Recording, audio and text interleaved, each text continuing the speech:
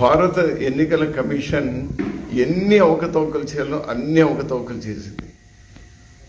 ఉదాహరణకు ఎన్నికల commission నియామకంలో supreme court జడ్జిని లేకుండా చేయడం, ఎన్నికల డేట్లు కేవలం అధికారంలో ఉన్న వాళ్ళకు అనుకూలంగా ఎప్పటికప్పుడు మార్చడం, ఇష్టారాజ్యంగా మార్చడం, కొన్ని రాష్ట్రాల్లో అయితే 7-8 ఫేసుల్లో ఎలక్షన్ నిర్వహించడం, హర్యానాలో అయితే సీసీ ఫుటేజ్ అడిగితే సెంట్రల్ హోమ్ మినిస్టర్ ద్వారా మార్చుకొని దాని రూల్సే మార్చుకొని డేటా ఇవ్వకపోవడం, మహారాష్ట్రలో అయితే కేవలం 4 మాసాలు పార్లమెంటుకు అసెంబ్లీకి మధ్యలో దాదాపు 50 లక్షల ఓట్లు చేర్చడం.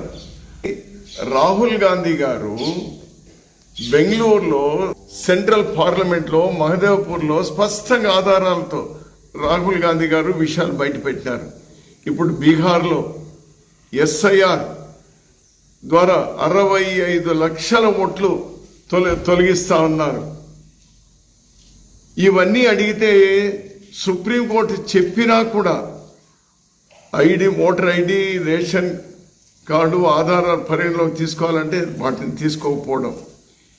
వీటన్నిటికి మించి కాంగ్రెస్ పార్టీ డిజిటల్ ఓటర్ల జాబితా మరియు సీసీటీవీ ఫుటేజ్ అడుగుతుంటే అది ఇవ్వడానికి అభ్యంతరాలు చెప్పడం. పైపెచ్చు ప్రజాస్వామ్య పరిరక్షణ కోసం రాహుల్ గాంధీ గారు ఆధారాలతో మాట్లాడుతుంటే అతనికే నోటీస్ ఇచ్చి వాళ్ళ బాధ్యతల నుంచి తప్పించుకోవడం. ఇప్పుడు ఈసీఐ తక్షణం చేయాల్సినటువంటిది ఏమి, మీరు బీజేపీకు పూర్తిగా తొత్తులుగా మారినారు. మేము డిమాండ్ చేస్తున్నటువంటిది ఈరోజు నైతిక బాధ్యత వహించి వీటన్నిటి కూడా ఎవరైతే కేంద్ర ప్రభుత్వం వాళ్ళ కబంధ హస్తాలతో నలిపివేస్తారో ఎలక్షన్ కమిషన్, మీరు అక్రమంగా గెలుస్తూ వచ్చినారో నైతిక బాధ్యత వహించి ఈరోజు కేంద్ర ప్రభుత్వం వెంటనే వైదొలగాలి. దేశ ప్రజాస్వామ్య పరిరక్షణ కోసం రాష్ట్రపతి వెంటనే కలుగు చేసుకోవాలి. సుప్రీంకోర్టు దీన్ని సువమోటోగా తీసుకొని, ఇంతకు మించి సుప్రీంకోర్టుకు అత్యంత ప్రాధాన్యమైనది వస్తుందని అనుకోను, సువమోటోగా తీసుకొని టైం బౌండ్లో 1-2 రోజుల లోపల ఎంక్వైరీ చేయించాలి. భవిష్యత్తులో ఈ ఎలక్షన్ కమిషన్ పూర్తి ప్రక్షాళన చేసి ఈ ఓటర్ ఐడి కార్డుకు ఐరిస్ విధానంలో తీసుకొని వచ్చి దాన్ని టైఅప్ కూడా చేయాలి.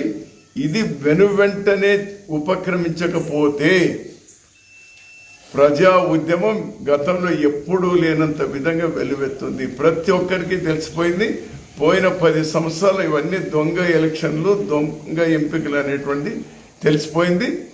వెంటనే నేను చేసినటువంటి డిమాండ్ల ప్రకారం కేంద్ర ప్రభుత్వం దిగిపోవడం, సుప్రీంకోర్టు సుమోటోగా కేసు వెంటనే తీసుకోవడం, మరి ఎలక్షన్ కమిషన్ పూర్తిగా ప్రక్షాళన చేయడం, ఓటర్లను వారి ఓటు హక్కును భద్రపరిచి వాళ్ళకు భంగం కలగకుండా చూడడం అనేటువంటి అత్యవసరంగా ఉంది. ఈరోజు వాస్తవాలను ప్రపంచం దృష్టికి తీసుకొచ్చి ఎన్నికల కమిషన్కు 300 మంది ఎంపీలు, అటు లోక్సభ, రాజ్యసభ వాళ్ళు, దాదాపు 25 ప్రతిపక్ష పార్టీలు రాహుల్ గాంధీ గారితో కలిపి వాళ్ళ పర్మిషన్ తీసుకొని ఎలక్షన్ కమిషన్ ఆఫీస్ దగ్గరికి పార్లమెంట్ నుంచి వెళ్తూ ఉంటే చివరికి పార్లమెంట్ గేట్లు కూడా బయటికి రానియకుండా, అంటే దాని అర్థమేమి, మీ దొంగతనం బయటపడింది, ఇంకా బయటపడుతుంది అని కప్పిపుచ్చుకోవడానికే కదా.